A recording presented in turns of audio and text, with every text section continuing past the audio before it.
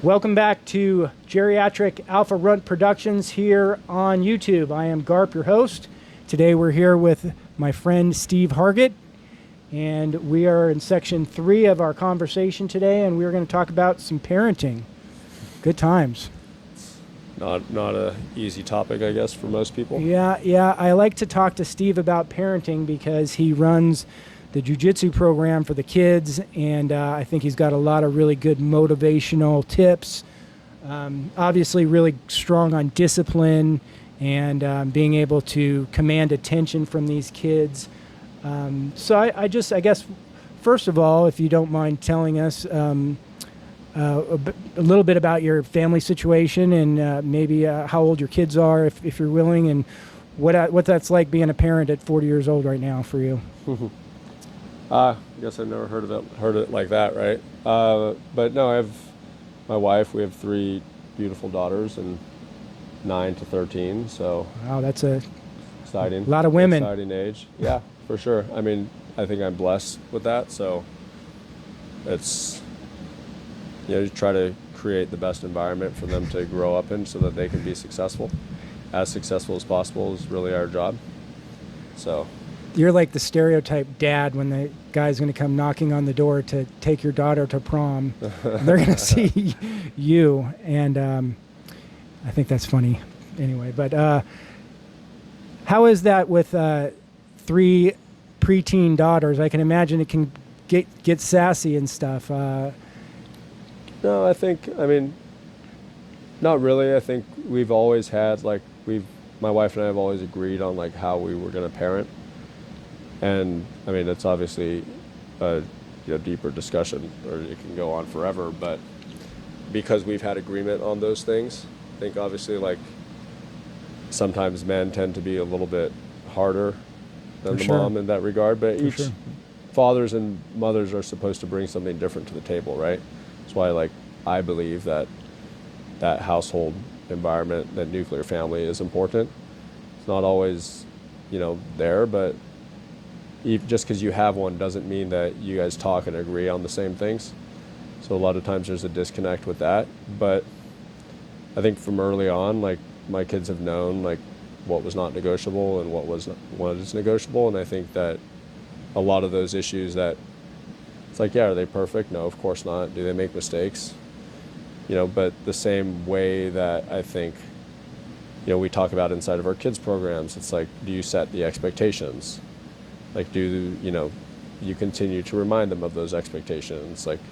Are you doing things that, it's there are things that are not negotiable, and we're just not even going to have discussions about it because those are things that we feel are requirements for them to grow up and be successful, right? And a lot of the time in the world today, it's obviously you have to make difficult decisions as parents because a lot of those, it's not fun to correct your child, right? But it's depending hard to be a so a couple things, and it goes back to jiu-jitsu for me, is the same thing. We have a company that has over 40 employees or team members. So if you don't set expectations clearly, and then you don't have a set of core values or principles that you align with, then you're always going to be upset because they're going to do things because they actually don't know what they're supposed to do or not supposed to do.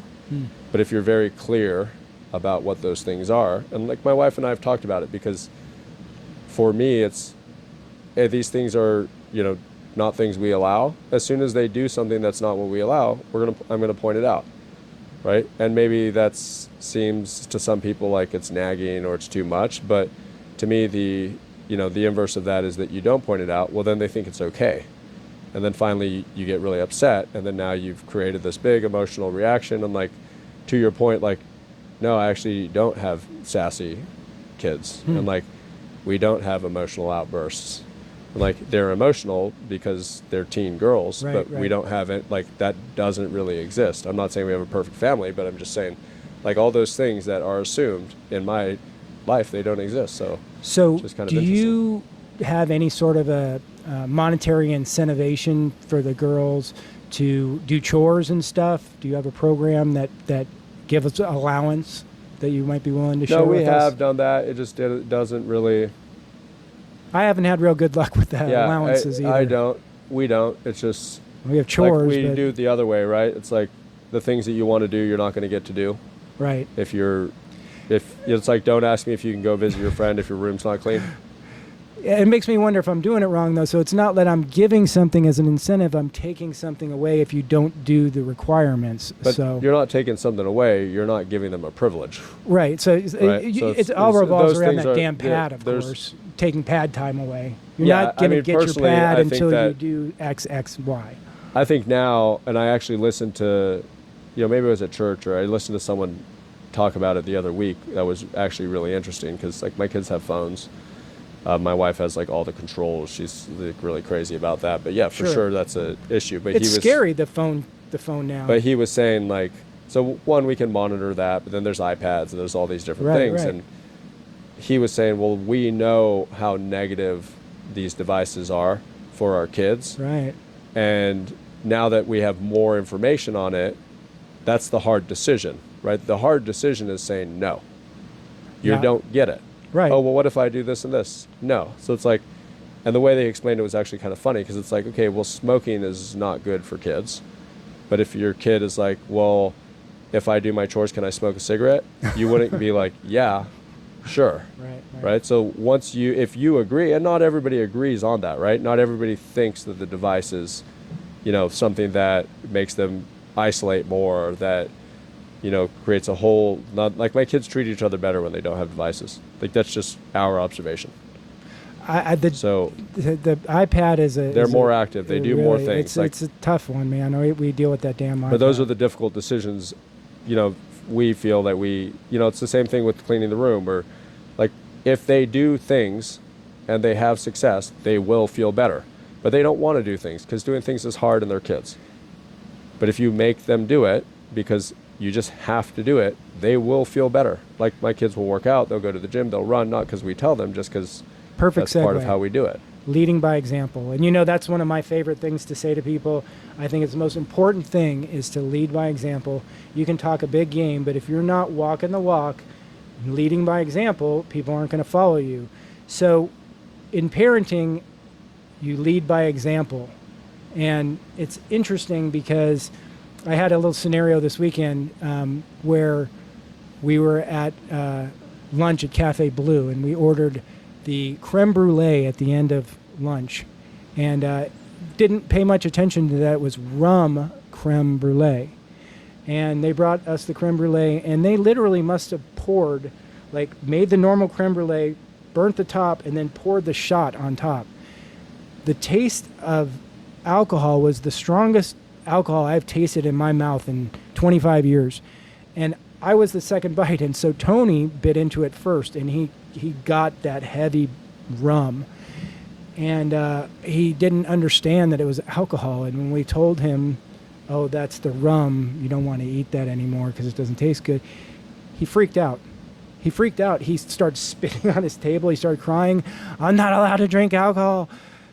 You don't drink alcohol. You told me alcohol is poison, blah, blah, blah. And he freaked out. And I kind of laughed, but then I realized that it was my modeling for his entire life about alcohol and talking to him about alcohol's poison and this and that made him have this reaction. And so I think it's just interesting because if I would have been, since his birth, saying, grab me a beer, bring me a beer, his reaction wouldn't have been like that. So it's kind of an interesting segue too, because it brings us back even to jiu-jitsu for a second, and I know you'll have a lot to say on this, so I'll shut up in a second, is that one of the big problems I had this last year was that Tony didn't want to do jiu-jitsu anymore, and you and I had spoken about it. I think I cornered everybody at some point to try and get some good insight, and I continued to make him go, and he wasn't using any effort during participation, and after class, we were dealing with the heavy emotion, the transition to dinner and into bedtime, to the point where it was affecting my relationship with my wife, because she felt like at this point you need to back off. Just because you want to do jiu-jitsu doesn't mean that he wants to do jiu-jitsu. You need to give him the right to choose his activities. And so I've continued to do jujitsu because I like it for myself, but I honestly got to tell you that I'm not going to stop, because I know that if I don't stop, that will bring him back someday. I know that if I stay the course, that he will follow me back in there. And I know that you're going to watch this someday, Tony, and even if I'm gone and you're 25, I didn't start until I was 51. It's never too late to start, and I want you to go back to jiu-jitsu someday. So on that note, why don't you tell me about what you think about what I just said? I'm sure you have some insight on that. Well, I think you went through like 3 or 4 different things. So I'll probably go all the way back to the like modeling the way, or like, Okay. leading by example. Sure. And I think that the biggest mistake that I see is, I think people confuse like modeling the way or leading by example with like, well, I'm also going to tell you all the things that I'm doing. And I don't think that that's leading by example. I think that's talking about how awesome you are and how important it is for other people to live their life the way that you live your life. I don't think that's beneficial for anybody. I think that modeling the way, like my wife and I, we work out every day. My wife walks every day. I run a few times a week. Like, we don't, like, my kids view that as that's just what you guys do. Like, it attracts, like, they go to the gym, not because we told them that they need to go to the gym. Like, your journey is your journey. Your journey is not anybody else's journey. Now, it's important for my kids, for my wife and I, for our kids to see, like, oh, my parents are disciplined. They're good with their time. Like, they manage their time well. They do these things. Mm-hmm. It has nothing to do with them. Hopefully they look at that, and then maybe they look at some other examples and they're like, that one looks easier, right? So I think the biggest mistake that most people make, from my observation, is that they think leading by example means telling everybody the things that they do, and those are two completely different things. For sure, absolutely. Right? So, hey, you need to do what I do is not, what's your first reaction going to be? No, I'm not going to do what you want to do, I'm not especially if it's your kid. Sure. Right? Now, that goes into, probably a touchy subject for a lot of parents, which is, well, my kid doesn't want to go, and a big piece of it, I think you can see it, like my jiu-jitsu journey is very different from my kids' jiu-jitsu journey. Like right now they have cheer and tumbling, and they have things going on every single day. Mm-hmm. Sometimes they don't get home till 9 o'clock at night. And it's just that there's not really time for them to go to jiu-jitsu right now. Right? As soon as there's time, they need to go. Like that's not a negotiable to me. Right? Now, do I talk about jiu-jitsu to them after they go to class? Never. Do I make them practice moves at home? Never. Do I watch them train? And like I had to really train myself even as soon as I was able to step away from the classes they were in, and the staff was doing a phenomenal job. The team was doing a better job than us even. I step away, because the last thing a kid wants is a parent sitting there staring at them. Because if you went to school with your kid and you stared at him doing everything every single day, it would probably limit his ability to grow. And then you leave school and then you talk to him about everything that you saw him do that was incorrect, right? Which, like, I know that half the time that my kids are at school during the day, they're goofing around, right? Imagine I sat there and watched it all day and I said, how come you don't show up at school at 8 o'clock in the morning and then you just don't study super hard till you're done and you walk out? Like, you're not working hard enough. But it's like, but they're kids, right? Are your grades good? Are you learning? Like, more importantly, are you learning? The grades, it's like, that's the byproduct of actually listening and learning. So, like, for most people, they should drop their kids off at jiu-jitsu and leave. The same way that your kid goes to school and you don't get to sit there and watch them. Right. And being a helicopter parent in that regard isn't healthy for them in any capacity. If you find a good program that you trust with your kids, drop your kids off and get out. And don't be there. Because who wants, do you want your dad watching you even today, every single thing that you do, and then telling you what you could do better and what you're not doing well based on the way that he thinks? Because like my oldest daughter is like super good with AI stuff. And like I'm interested in it. I use it a lot. But like, I gave her some courses that she's done, but I don't tell her, hey, this is what I do, you need to do it. Right? It's like, just let them be kids, like let them do their thing. And that's the biggest piece. Now, my kid's like, well, I don't want to go to jiu-jitsu. Well, that's not a good reason. You need to go to jiu-jitsu because it will make you better. But if, and my wife will be on me for sure, but if I'm like, hey, you need to go to jiu-jitsu, and then we're going to talk about it on the way home, and then I'm going to tell you what you did well and what you didn't do well. Like the last thing, and I know my kids do it naturally, if I'm on the mat, they're going to look at me. And I don't want them to be looking at me. I want them to be focused on the instructor. So if I can not be there, I don't even take them to class. So my wife takes them because that's their experience. It's for them to learn. And as soon as they think that their martial arts journey has something to do with you, the instant reaction is going to be that they don't want to have a part of it. Yeah. Right? And it's the same way as a leader. It's like your job as a leader is to model the way. Your job as a leader is to not draw comparisons between how you live your life and how your team members or your staff's living your life. So that's the quickest way for them to be like, this guy's a dick. Like, and that's a huge difference, right? So I know you asked a lot of questions inside of that thing, but I think the biggest piece is like, that's their journey. That's their life. Like, we can keep going unless you have to end it right now. It's up to Tony. Continue. Continue. For sure. I think that those things are very important because what you do want at the end of the day is to learn from as many people as possible. There's a lot of people that I have a lot of people that I ask questions to about stuff like that. And I try to read and we try to educate ourselves. And then my wife and I sit there and we talk about what values are important for us to instill in our kids. Right? So are they polite? Or do they understand these things? Do they understand that they're working hard? And like, they're goofy, silly kids. Like my daughter runs with me a couple times a week. I can't tell you how many times she messages me at 5:30 in the morning and is like, I stayed up too late. I don't want to go this morning. And I don't say anything. Like, okay, I'll see you when you're getting ready for school. Like, I just do my thing. It has nothing to do with what she's doing. And if she wants to join me a couple times, then she can join me. And that's good, right? But every person, the same with like your jiu-jitsu journey, doesn't have to have anything to do with mine. It's the same idea that we're trying to have with our relationship with these kids. Now, I do know if I teach my kid that, time doesn't matter, rules don't matter. If he throws a fit, he can get whatever she can get whatever they want, that they should spend tons of hours on the iPad not being productive. It's like you want to be engaged with them, but you want to be engaged with them doing things that are engaging or productive to them. If my kid never has to clean their room, then they're not even setting the foundation for accountability. Absolutely. Right? Now, how can I can do it in the easiest way possible.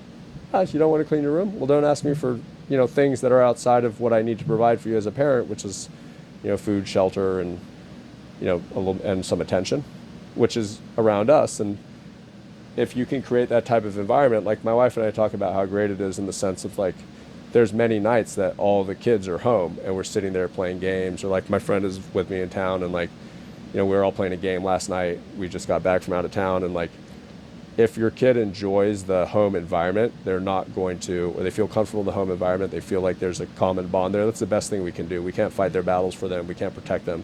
But if they know that when they come home, there's parents that pay attention to them and enjoy being around them and care about them and love them, that's the best we can do. And then we have to let them live their life and trust that we're doing a good job, right? I mean, obviously this is a topic that I feel very passionate about, but right. Again, everybody has their own way. But if you figure out your own way together and you understand, hey, how do I create a kid that when they leave my home, they're going to work hard, they're going to be productive, they're going to be, not happy, but they're going to feel like they have some type of purpose. And oh, by the way, when you come home, that's the environment that you should feel the most comfortable in. You have to start to set those foundations pretty early on. And like, you don't develop patience by getting everything you want whenever you want it. Yeah, modeling is important. But also you have to create the struggles for them. Like if you want your kid to be tough, you can't provide the cushiest life for them ever. I agree. If you want them to have discipline, you can't let them do whatever they want whenever they want, right? So they have to have some type of struggle to help them to get there. It's, as only a parent would know, it's the hardest thing in the world to lay down some heavy discipline. After you do that, you go through almost that remorse stage where you're like, oh, I feel horrible that I had to do that. Only a parent would understand, but I think there's ways around it. It's the hard work. I think there's ways around it. Like, and there's two ways around it. Like, heavy discipline to me, and I know I'm assuming things, but heavy discipline to me means probably that like expectations weren't set, so a kid is sometimes more confused. Like today, even inside of our kids program, it's like set the expectations daily. Why? Because if it's based on motivation and on your emotions, then some days it's okay because you're easier going and your day went well and you have patience that day. Yeah. And then some days it's not a good day and you don't have patience, so now you're going to act out and it's not going to be okay. So now your kid or your kids in the class are wondering, is today, what type of day is it? And now they're trying to operate based off of your emotions. So It's so true, and I'm a grouch ass sometimes. I mean, it's like I have a lot going on too, and I got to regulate myself. And I think, am I modeling the right attitude right now? I'm flustered, I'm angry, I'm short with my responses. Is this what I want to be showing? And that kind of accountability is it takes me always But right back to my program. if you go back to, but now if you take one step back and it's like, well, then whatever heavy discipline means, I'm not sure. Some people, heavy discipline is like telling their kid to not do what they're supposed to do, right? But whatever that is, right, that you feel bad about, I don't, like, because I feel like we've thought so deeply about the way that we're going to treat our kids and what type of environment we're going to create for them. Like, I never feel badly about any type of punishment because I don't think that we over punish them. I think we're very thoughtful, like they have to read books or write reports like as they get older. But the other thing is like, well, what's the inverse of that? You don't teach them these lessons and then your kid grows up and has what? No discipline, bad attitude. So you can have the pain or the struggle early on of actually like being consistent and having to work hard in the sense of being consistent with the things that the expectations that you want to set and holding them accountable to it. Or you can have some pain later of, your kid's living in your house when they're 30, or your kid doesn't know how to behave. They don't know how to get a job. They don't know how to interact with people. Like, so I always view it with that through that lens. It's like, well, I'm happy to teach my kids these lessons because I don't know, the jury's out, right? They're still kids and we'll see what happens when they grow up. Right. But I'd rather deal with it now than deal with, not that it would happen, but like than deal with my kids being drug addicts or like, not having sense. Which so many kids nowadays I feel don't have that because the parents, it's easy to say, I don't want to deal with that. Or, hey, can the jiu-jitsu coach teach them discipline? Like, we'll try our best, but like they're with us 2 hours a week. Even like the issue of spanking. It's like now that Tony's 10 years old, he's like 5 feet tall for crying out loud. I'm glad I never did physical spanking on him. I always figured out other ways to quote unquote punish him because I knew at some point that was going to turn and I would not be able to utilize that to my advantage anymore. He was going to be 10 and spanking him was going to be impossible. He's going to be 15. He's going to be challenging me. I don't want to have a physical issue. But I was spanked growing up. I mean, even by my mom. My mom used the wooden spoon. I think it was a different... it was a different space and time. Yeah, I mean, my parents had, I have 5 siblings. So my parents, reached out to us a little while ago. And like the reality is like, you want to look at everybody's behaviors and the way that they act is like, this is just the best that they know. So it's like, some of your siblings said we were too strict. And like, honestly, I spent 0 time thinking about that. But the reality is like, and I said like, hey, you guys just did the best with what you knew at that time. Right, for sure. That's the reality of it. Now, that's strong. I think that there's a lot of ways. They did the best they could. With the information that they had and like what environment, like, we have so much more education now on like psychology. Don't you wonder a little bit though? You must have been up in the back of the window of your car, parents smoking out their car. Like the things that they did in the 70s were amazing. Do you know what I'm talking about? Yeah. Like what were they thinking? No I mean, they didn't. seats, no. You didn't have common sense in the 70s. I don't understand. Well, I don't know that. I don't know. Well, I know you got to move on, but like, I don't think that it's that they didn't have common sense. I think that actually probably what you have a lot more of nowadays is we're having kids at a later time. Like, I had my first kid when I was 29 years old, and when you're younger, and I think actually what you're probably finding out, again, I haven't spent too much time thinking about it, but what you're probably finding out is that allowing your kid to have a little bit more freedom and allowing them to like make more mistakes is probably better for their growth than sitting there trying to control every aspect of their life or control every aspect. It's interesting because you say that too, because one of the things that I've really kind of taken a note on as of late is that this idea of being spoiled. How how do I try and conceptualize that this kid is not spoiled? His dad is a toy collector. So Well, I don't obviously he has material items that are above and beyond what a normal kid does, but is he spoiled in his way he is dealing with people, the way he is communicating? I don't believe so. I think I've done a good job of keeping that in check. But I mean, it's very true, at least in my case, that with each generation things have gotten easier. I had it better than my parents growing up. My parents had it better than their parents growing up. So the only thing I can hope is that I recognize it and I keep it in check, because I really do want Tony to grow up and create a career and be successful for himself. And I try to model that behavior. I try to lead by example. But again, there's things in play that are real, and that this kid is not being brought up fearful of where his next meal is coming from. So these are things that have to be navigated by people realistically. It's not fake. There's realism there. Any opinion on that? I mean, there's a lot of things that you went through, but if we look at like spoiled, to me, Zane's getting crazy over here. He's like, you guys got to turn it off.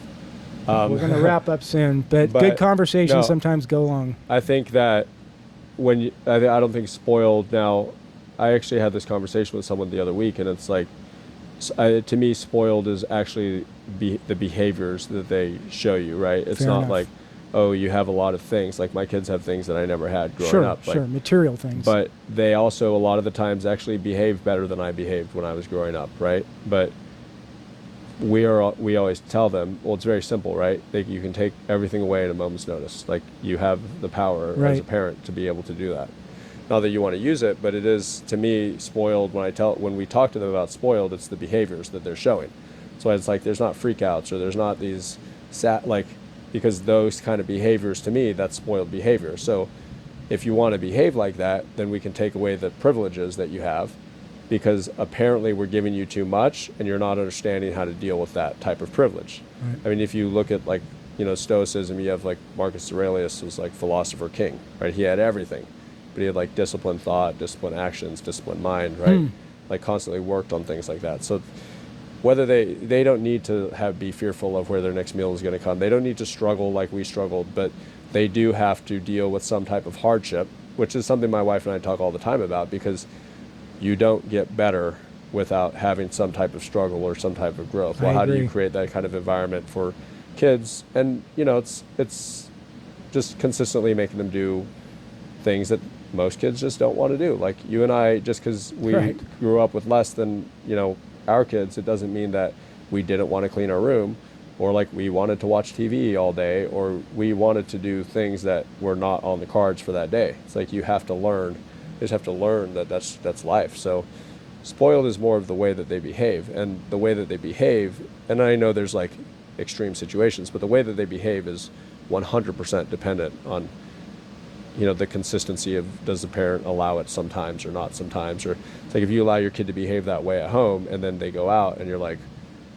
hey, you have to be nice today, then like a kid would probably be confused. It's like, why do I have to be nice out, but at home I can yell and scream at you? Not that happens, but just as an example. So it's more about consistency, and like, we have to find ways to challenge them.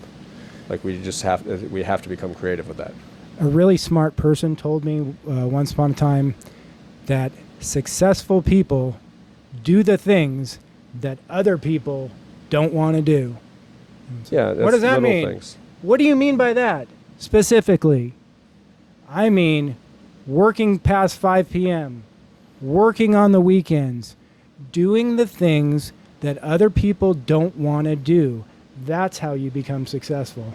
Yeah, or being open-minded, or continuing to educate yourself, or being disciplined with time management, like constantly evolving, like trying to think of things differently. Like there's a lot of things that most people don't want to do, I think, that are outside, again, of the realm of hard work, where it's like, oh, if you stay late and you do this and do that. It's like, if you stay late and you work hard and you do more than everybody else, there's a good chance that you'll be more successful than other people, but then some people are like reading, educating, like learning from other people, going outside of their comfort zone, like trying to, you know, be open-minded in the way that they think about things, trying to, you know, learn how to think about things from other people's perspective. Like those are also things that successful people probably do that a lot of people don't do.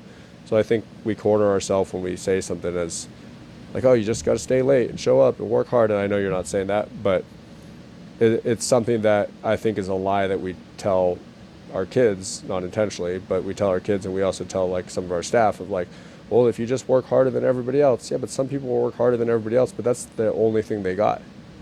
They don't know how to educate themselves. They don't know how to look outside the box. They're not trying to understand the psychology of how things work, right? And yeah, those people are going to be more successful for themselves, but they're not really thinking outside the box. Like if everything is like, well, if I run through the Just wall, relentless it works. hard work, and that's Yeah, all. it's like, Just relentless I mean, hard be work. relentless, but like be strategic. Smart. Be Yeah, smart. be Fair enough. strategic.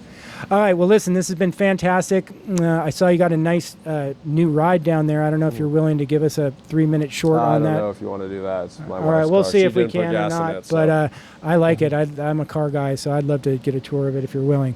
Thanks. Like, subscribe, share if you enjoyed this content. Appreciate your help today, brother. Thanks, man. Thank you so much. Yep.